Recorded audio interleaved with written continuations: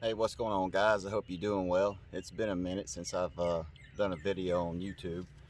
I've stayed active on Instagram, excuse me, but I've had a lot of family things I've had to take care of, so it's taken me away from what some videos that I wanted to do. And I'm gonna do a little quick one today on some bladed jigs. I recently did a post on Instagram, and I've gotten, several questions, DMs, not only on the post, but of course in the direct message on these bladed jigs and when I would use them, and just various questions on them. So I was going to do a little quick video on today and show you a couple of bladed jigs that are not the norm, that a lot of people are using, but still they're tremendous in grabbing bites. We all know the jackhammer. Jackhammer is an awesome bladed jig. And bear with me on the noise, guys. I'm sitting out here at the house in the boat getting ready for a little open local tournament this weekend. So the jackhammer, we all know, is an awesome bladed jig. Everybody throws them, everybody has them. They catch tons of fish. There's no denying that. We all know about the jackhammer. Okay, now if you're on the water and they're on a blade bite, and let's say your bite starts to peter off, or maybe you're fishing a tournament, and a lot of people in there, and they're all throwing bladed jigs. The people are throwing the blades. A lot of times what I'll do is I'll drop down on bladed jigs and pick up this bad boy right here. This is the Jackall Break blade. Think of this as the flat side for bladed jigs, because it's got a much smaller blade, much tighter vibration, and time again, when they stop on this jackhammer, when they stop on this size right here, hopefully you can see that, this blade right here, you can see the size difference. This blade right here picks them up. It's a tremendous bladed jig. You can get these down to, I want to say 3/16, yeah, 3/16 on up to a half. They've got all different sizes, but I'll concentrate on the quarter when I feel like the bite is waning or the pressure's starting to get to them, but they're still wanting to chase. So I'll pick up that break blade, and time and time again, guys, it performs. It's a phenomenal bait. You're going to hear probably vehicles go by and wildlife out here, so bear with me a little bit. Just pay attention to your trailers, okay? This is that Tail Gunner from Iowa. I think it's a French company. And you notice on this swim bait, see how flat it is? It allows that blade to work and the tail to work properly on this bait. And at times, I'll go with another, it's the exact same bait, but I'll use something like this Imakatsu bait here. I'll leave a link in a description on the names of these baits.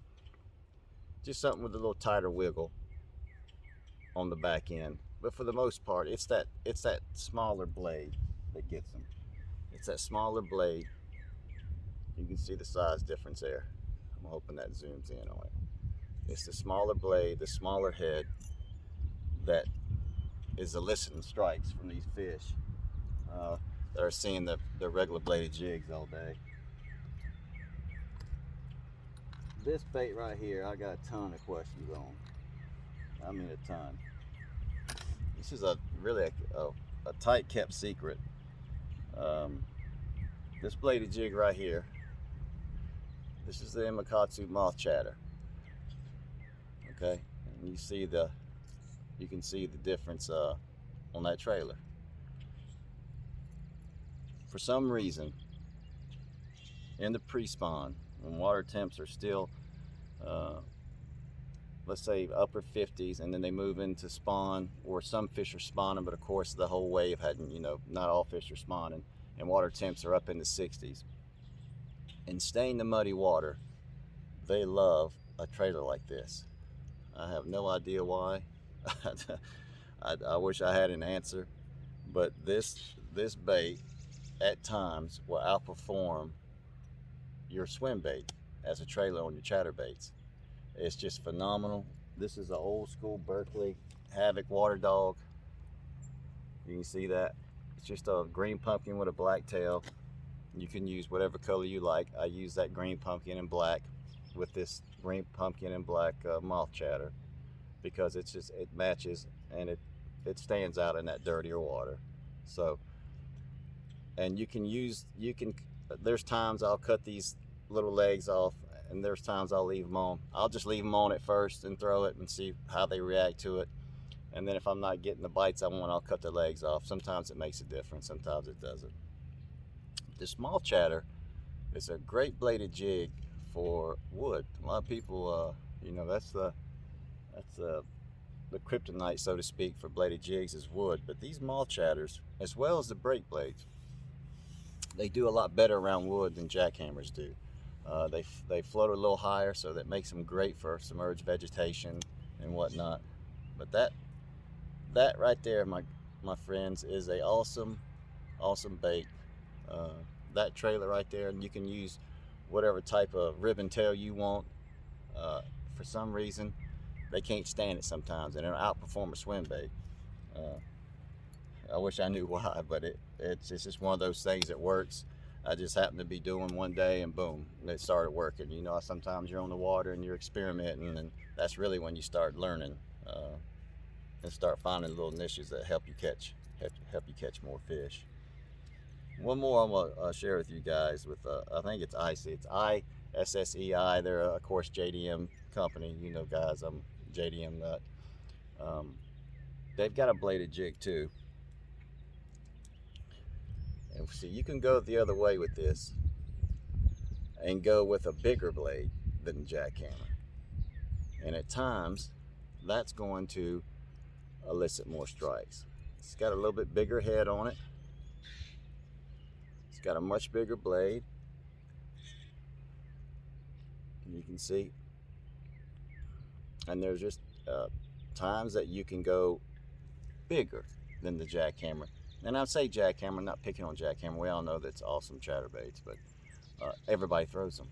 You know, and you got to wonder, these fish are getting tuned into that vibration, that specific vibration and sound from a jackhammer blade, just like they do pretty much anything else. And that's where little changes like that, throwing a bigger blade, and it doesn't have to be a blade. Like this is an example. It can be whichever, you know, model or chatterbait you like to throw, whatever you have confidence in. But going bigger as well can make a difference. And more times than not, that break blade from Jackall, guys, it's one of the best smaller chatterbaits that I've ever thrown. Not just in catching fish, but in durability as well. I mean, this is a little 1/4 ounce right here. Just a little swim bait. You can see how tiny that thing is. There's your jackhammer. There's your jackhammer blade. See how much difference that is? And there's the times that, especially, no, not just largemouth, but smallmouth too. Man, they love those. And at times it doesn't matter, you know, with smallmouth. But those smaller profile blades can really make a big difference in your chatterbait fishing. I throw that break blade on nothing but the Mega Bass Levante Diablo Spec R. It's been phenomenal, guys, for these smaller blades. I'm not saying that it'll throw bigger ones as well, but this is my dedicated stick for that, with a Daiwa Millionaire CT spool with Daiwa J Fluoro. Usually on that break blade I won't go over 16, and on these bigger blades like the moth chatter and the like, I'll jump up to 18. I rarely go over 18. And I'll throw those moth chatters and even jackhammers, and that ½ ounce size seems to be the best. Let you make long casts. You can control the depth a little better with a ½ ounce. They destroy your series from Mega Bass, the Mad Bull. There's not another reaction rod out there that um, I would say if you're in the market for a chatterbait or a spinnerbait rod, I don't think you're going to beat the Mad Bull. It is expensive, but it's well worth it. It is a awesome stick. You will not find a better one for chatterbaits on the market. Just my opinion, not necessarily right or wrong, but from my experience. And those of you who follow me on Instagram and see all the fish catchers, that Mad Bull it's a workhorse for sure. Anyway, guys, just a little short video. I wanted to get something up. I hope that you guys are all doing well. I hope you're able to get out on the water and do some fishing. I'm going to try to be a little bit more consistent with these. And as always, God bless and tight lines, my friends.